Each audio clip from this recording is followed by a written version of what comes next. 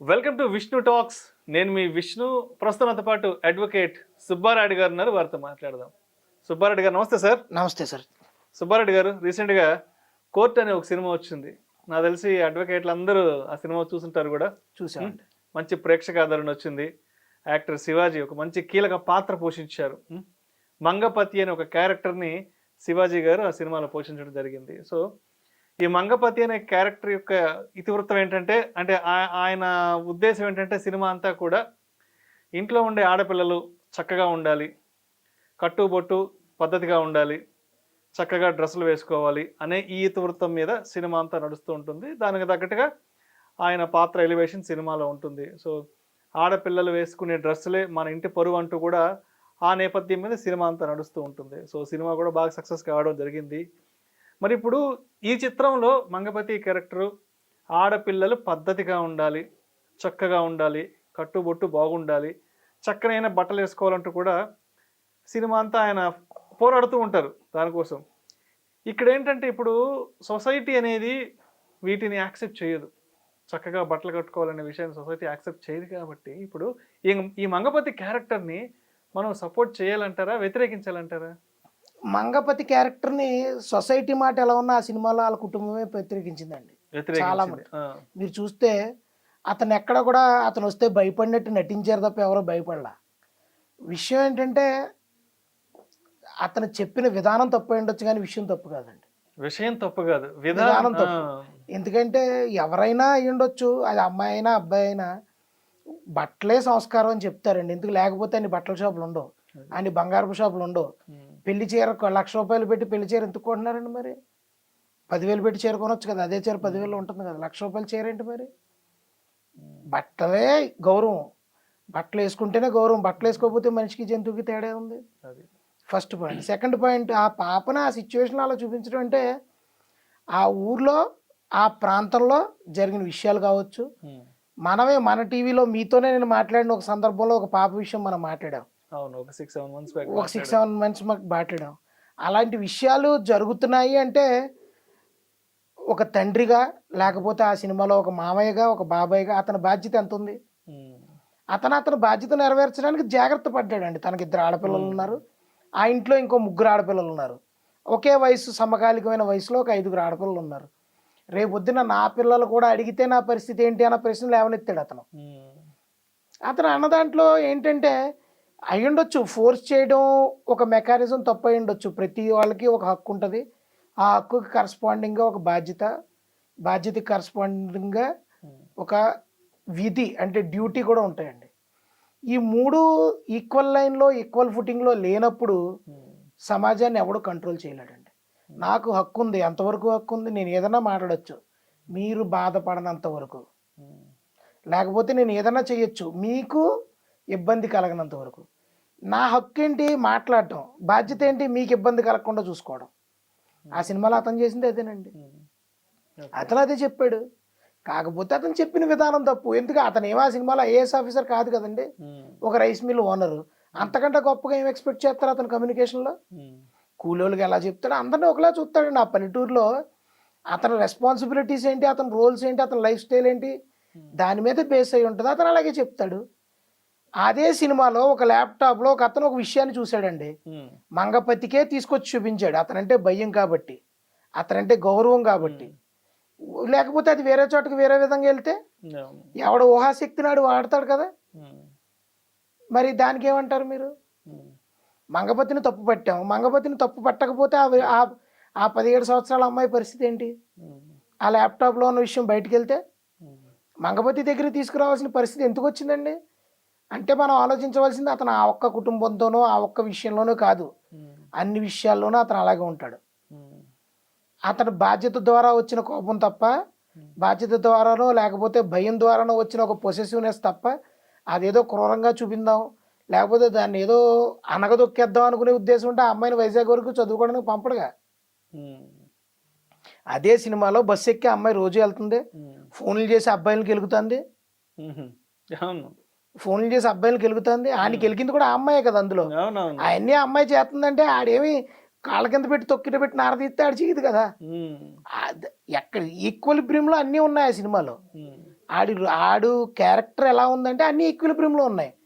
ఎక్కడ ఉంచాలో అక్కడ ఉంచాడు అంతే తప్ప ఆ అమ్మాయి పర్సనల్ లైఫ్లో ఆడు ఎప్పటివరకు ఇంటర్ఫీర్ అవ్వలేదు. గదిలోకి వెళ్ళి తలుపు వేసుకునే వరకు ఇంటర్ఫీర్ అవ్వలేదు. అక్కడ దాకా ఇంటర్ఫీర్ కాలేదు సినిమాలో. కరెక్టే. ఆడి ఇంటర్ఫీరెన్స్ అక్కడే స్టార్ట్ అయింది. అంతకు ముందు సీన్లో చాలా క్లియర్గా అమ్మాయి అర్ధరాత్రి గడ మేడ మీద నుంచి ఫోన్ మాట్లాడినప్పుడు కూడా ఇంటర్ఫీర్ కాలేదు. చూసి ఊరుకుంటాడు, చూసి పట్టించుకోడు. అంటే దాని అర్థం ఏంటి? ఏదైనా అయి ఉండొచ్చు, నాకు తెలియదు కదా, నాకు తెలియని విషయంలో నేను ఎందుకు అనుమానించాలి? ముందు ఆ డ్రెస్ విషయంలో మీరు చెప్పిన ముందు సీన్లో కూడా మామయ్య గారు ఏంటనే పలకరింతాడు, లోపలికి వచ్చే వరకు జనవరి 1 రోజు పుట్టింది బర్త్డే పాప ఏదని పలకరింతాడు. అందరూ వెళ్ళిపోయాక కుటుంబ సభ్యులు నలుగురు ఉన్నప్పుడు మాత్రమే మాట్లాడతాడు. బయట వాళ్ళు పిల్లలు ఉండగా ఏమీ మాట్లాడు. డైనింగ్ టేబుల్ వరకు ఏమీ మాట్లాడు. దాని ఉద్దేశం కుటుంబంలో విషయం ఉండాలి. అక్కడ నాకు చెప్పే చనువు ఉంది, నాకు చెప్పే బాధ్యత ఉంది, అంతకంటే ఎక్కువ నాకు చెప్పే అవసరం ఉంది, చెప్పాను. ఇప్పుడు మీరు Hyderabad city top tier cities అన్ని తీసేస్తే అండి ప్రతి కుటుంబంలోనూ ఒక మంగపతి ఉంటాడండి. ప్రతి కుటుంబంలోనూ ఒక మంగపతి ఉన్న నాళ్ళు ఇన్ని డైవర్సులు లేవండి, ఇన్ని కుటుంబ కలహాలు లేవు. మా మావయ్య అంటే భయం, మా మావయ్య వస్తే ఊరుకోడు, లేకపోతే మా బాబాయ్కి తెలిస్తే ఊరుకోడు అన్న మాట ఉన్నంతకాలం ఇన్ని గొడవలు లేవుగా. మరి పలానా వాళ్ళ అమ్మాయి జోలికి వెళ్తే ఈ పలానా సమస్య, పలానా వాళ్ళ అబ్బాయి రాని పలానా సమస్య ఎందుకు లేదండి? పూర్వం ఇప్పుడు ఎందుకుంది? మంగపతులు లేకపోవడం వల్లే ఉంది. నిజంగా ఒక 25-30 ఏళ్ళ ముందు వరకు కూడా ప్రతి కుటుంబంలోనూ ఒక మంగపతి, ప్రతి కుటుంబంలో ఒక మంగపతి ఉండేవాడు. అది ఆడ రూపంలో ఉండొచ్చు, మగ రూపంలో ఉండొచ్చు. అవును, మా మేనత్ అనేవారు పూర్వం, మా మేనత్ మామనే కాదు, మా మేనత్ అంటే భయం, మా మేనత్ ఒప్పుకోదు, మా అత్త ఒప్పుకోదు, మా మామయ్య ఒప్పుకోడు అన్న మాట ఉన్నంత కాలం, మా తండ్రి మా తల్లి కాదు, మా అత్త ఒప్పుకోడు మా బావ ఒప్పుకోడు అన్న మాట ఉన్నంతకాలం కుటుంబ కలహాలు లేవండి. వాళ్ళు వెళ్ళి కూలిపోతున్న కుటుంబాలను చక్కబెట్టిన మేనమామలు ఎంతోమంది ఉన్నారు. అది కూలి చేసిన వాళ్ళు ఉన్నారు, అది వేరే విషయం. కాకపోతే ఎట్టే లార్జ్ మీరు చూసుకుంటే మంగపత్రులు ఉన్నంతకాలం కుటుంబాలు బాగున్నాయి, మంగపత్రులు ఉన్నంతకాలం ఆడపిల్లలు బాగున్నారు. మీరు కాదంటారా? అంటే ఒకప్పుడు ఉమ్మడి కుటుంబాలు ఉండేటివి, చిన్నాన్న పెదనాన్న అత్తలు మేనత్తలు అంతా ఉమ్మడి కుటుంబాల్లో ఉండేవాళ్ళు కాబట్టి ఆ ఇంట్లో పిల్లలకి మంచేది చెడేది చెప్పేవాళ్ళు. బట్ ఇప్పుడు సిచ్యువేషన్ ఎలా అయిపోయిందంటే మీరెవరో మీకు ఎన్నింటి వాళ్ళకి తెలియదండి, తెలియదు. అదే వస్తున్నా, ఒక అమ్మాయి ఒక అబ్బాయిని పెళ్లి చేసుకోవాలంటే ఆ అబ్బాయికి సంబంధించిన తల్లిదండ్రులు కూడా జీవించి ఉండడానికి వీల్లేదని ఇవాళ ఆడపిల్లలు డిసైడ్ చేస్తున్నారు, అమ్మాయి తరపులు డిసైడ్ చేసేస్తున్నారు. ఒక అమ్మాయిని ఒక అబ్బాయికి ఇవ్వాలి అంటే అబ్బాయి అమ్మా నాన్న ఉన్నారా, ఉంటే ఎక్కడున్నారు, అసలు లేరా, లేకపోతే ఏ గొడవ లేదు అన్న సిచ్యువేషన్స్. అంటే మంచి మాటలు చెప్పేవాళ్ళు ఎవరు మన చుట్టూ ఉండకూడదు, మనం చెడు వైపు వెళ్తున్నప్పుడు మనల్ని ఆపేవాళ్ళు ఎవరు ఉండకూడదు, మన ఇష్టానికి మనం బ్రతకాలన్న సిచ్యువేషన్స్ వచ్చేసాయి. అంటే ఎస్పెషల్లీ ఈ పెళ్ళిళ్ళ విషయంలో ఏమవుతుందంటే ఇందాక నేను చెప్పినట్టుగా ఒక అమ్మాయి కోడలుగా రావాలంటే అసలు ఆ ఇంట్లో పెద్దవాళ్ళు ఎవరైనా ఉన్నారా, ఉంటే ఆరోగ్యంగా ఉన్నారా లేదంటే అనారోగ్యంగా ఉన్నారా, అబ్బాయికి సంబంధించిన అవ్వాతాతలు ఉన్నారా, ఉంటే వాళ్ళు మంచాన ఉన్నారా, లేదంటే అబ్బాయికి సంబంధించి అమ్మా నాన్న ఆరోగ్యంగా ఉన్నారా, లేదంటే వాళ్ళు మంచాన ఉన్నారా, ఇన్ని లెక్కలు వేసుకొని ఇన్ని క్యాలిక్యులేషన్స్ వేసుకొని ఇవాళ పెళ్ళిళ్ళు కూడా జరుగుతున్నాయి. అంటే మంచి చెప్పేవాళ్ళు ఎవరు ఉండకూడదు ఇలాకాలో. సో దీనికి మీరేం చెప్తారు చెప్పండి? మీరు మ్యాట్రిమోనీ వెబ్సైట్స్లో చూస్తే అండి రీసెంట్గా ఒక సబ్జెక్టు రీడింగ్ కూడా వచ్చింది, చాలా న్యూస్ పేపర్స్లో మీరు చదివే ఉంటారు. ఎక్కువ శాతం 30 నుంచి 35 ఏళ్ళ అమ్మాయిలే ఉన్నారండి మ్యాట్రిమోనీలో. దాని అర్థం ఏంటండి? పెళ్ళిళ్ళు అవ్వట్లేదనే కదా. ఎందుకు అవ్వట్లేదు? డిమాండ్స్ ఎక్కువైపోయినాయి, రిక్వైర్మెంట్స్ ఎక్కువైపోయినాయి. పూర్వం పెళ్ళికి అమ్మాయి అబ్బాయి ఉంటే చాలండి, ఇప్పుడు చాలా రిక్వైర్మెంట్స్ ఉన్నాయి. అబ్బాయి అమెరికాలో ఉండాలి, అట్లీస్ట్ బెంగళూరులో ఉండాలి, ఈ రెండు కాకపోతే హైదరాబాద్లో ఉండాలి. అమ్మా నాన్న ఉండకూడదు, ఫస్ట్ రిక్వైర్మెంట్ అమ్మా నాన్న ఉండకూడదు. దాని తర్వాత రిక్వైర్మెంట్ ఏంటంటే అమ్మా నాన్న ఉన్నా కలిసి ఉండకూడదు. అమ్మా నాన్న కలిసి ఉన్నా వేరే ఇంట్లో ఉండాలి, ఉన్న ఆస్తులు పనిచేసుకుని ఉండాలి, తోబుట్టువులు ఉండకూడదు, తోబుట్టువులు ఇంటర్ఫీరెన్స్ ఉండకూడదు. ఇన్ని ఉన్నాక కూడా మా అమ్మ నాన్న రావచ్చు, మా అమ్మ వచ్చి నాకు పురుడు పోయొచ్చు, మా అమ్మ వచ్చి ఇక్కడ మార్నింగ్ వాకులు చేయొచ్చు, మా అమ్మ వచ్చి ఏదైనా చేయొచ్చు, నువ్వు ఇబ్బంది ఫీల్ అవ్వకూడదు. మళ్ళీ అమ్మ తరపు బంధువులు అందరూ వచ్చి మన ఇంట్లో ఉండొచ్చు. అది కాదండి సమస్య. ఎక్కడ ఉందంటే పూర్వం మన కల్చర్లో, హిందూ కల్చర్లో కానివ్వండి, ముస్లిం కల్చర్లో కానివ్వండి, ఏ కల్చర్లో అయినా అత్తగారికి అల్లుడికి మధ్యన ఉన్న ఒక డైనమిక్స్ ఎలా ఉండేవంటే అండి, అత్తగారు అల్లుడు ఫేస్ టు ఫేస్ అయ్యేవారు కాదు. కరెక్టే సార్. మామగారు అల్లుడు కూర్చుని ఎప్పుడు మందు తాగేవారు కాదు. మామగారు ఉన్నారంటే అల్లుడు అలా పక్క నుంచి వెళ్ళిపోయేవాడు. అలా వెనకాల నుంచి వెళ్ళిపోయేవాడు. అవును. అత్తగారు ఉన్నారంటే అల్లుడు ఆ పక్కకు వచ్చేవాడు కాదు. వచ్చేవాడు కాదు. ఇప్పుడు అత్తగారు మాంగారు ఒక బెడ్రూమ్లోను, అల్లుడు కూతురు ఒక బెడ్రూమ్లోనూ ఉంటే ఏం కాపురాలు ఏం నిలబడతాయండి? ఏం మాట్లాడుకుంటారు? లేకపోతే ఒక రకమైన దాన్ని ఫ్యామిలీ అట్మాస్ఫియర్ మాట ఎలా ఉన్నా భయం భక్తులు ఎక్కడ ఉంటాయండి? అల్లుడికి అలవాటు అయిపోతే భయం భక్తులు ఉండవు కదా. దూరంగా ఉన్నంతకాలం భయం ఉంటుంది. అంటే ఈ మధ్యకాలంలో మీరు చెప్పిన కొన్ని నేను చూశాను. అత్తగారు ముందే కూర్చొని అల్లుడు గారు మందు తాగడం, అది కల్చర్ అయిపోయింది కదా. మామగారు ముందే కూర్చొని మందు ఇద్దరు తాగడం. కూర్చొని కలిపి కూర్చొని తాగడం. అంటే ఏమైందంటే దాని గురించి మనం ఏదైనా మాట్లాడతారే, వాళ్ళ ఇంట్లో ఇలాంటి ఒక సన్నివేశం చూసాం. మామగారు ముందే అంటే అత్త మామగారు ముందే అల్లుడు తాగుతున్నాడు అంటే పక్కన వాళ్ళు ఏమంటుందంటే ఈ రోజుల్లో ఇదంతా కామనే కదా, అలా తాగకపోతే విచిత్రం కానీ తాగితే ఏమైంది, అండ్ ఇటువంటి వాటిని మనం కూడా అలవాటు చేసుకొని ముందుకెళ్ళాలంటున్నారు. కానీ అక్కడ జరిగిన తప్పుని అసలు ఎవరు లేదండి. యాక్చువల్గా కూడా ఒక రకమైన రాంగ్ సింటెక్స్ ఎక్కడి నుంచి వచ్చిందంటే మీరు షార్ట్ ఫిల్మ్స్ చూస్తే తెలంగాణ కల్చర్నైనా ఆంధ్ర కల్చర్నైనా రాంగ్లీ ఇంటర్ప్రిట్ చేస్తున్నారండి. తెలంగాణ కల్చర్లో అల్లుడొత్తి ఇంట్లో ముందు పెట్టేవారు డెఫినెట్గా, కానీ మామగారితో కూర్చుని తాగేవాడు కాదు. బావమరుదులే కూర్చుని తాగేవాడు. మామగారు తాగినా ఒక్కడే కూర్చుని తాగేవాడు. అల్లుడికి మామగారు అంటే ఎప్పుడు ఆ భయం ఉండేది. అత్తగారంటే కోడలికి ఆ భయం ఉండేది. ఇప్పుడు ఆ భయం భక్తులు లేవండి ఎక్కడ కూడా, ఎక్కడా లేవు. అల్లుడికి లేవు, కోడలికి లేవు. ఇప్పుడు అమ్మాయి ఒక అమ్మాయినే ఏదో చేయడం, అబ్బాయిని ఒక అబ్బాయిని చేయడం కాదండి. ఇక్కడ ఏమైపోయిందంటే సిస్టమ్ లేదండి. ఫ్యామిలీ సిస్టమ్ అన్న, మ్యారేజ్ అనే ఇన్స్టిట్యూషన్ అన్న ఎవరికి రెస్పెక్ట్ లేదు. పెళ్ళైన తర్వాత అమ్మాయి ఉద్యోగం చేయకూడదని ఒకడు అంటాడు, పెళ్ళైన తర్వాత ఈ ఉద్యోగమే అల్లుడు చేయాలని ఒకడు అంటాడు. నిన్ను ఉద్యోగం చూసి నీకు కూతునిచ్చామన్న సందర్భాలు ఎన్నో ఉన్నాయండి.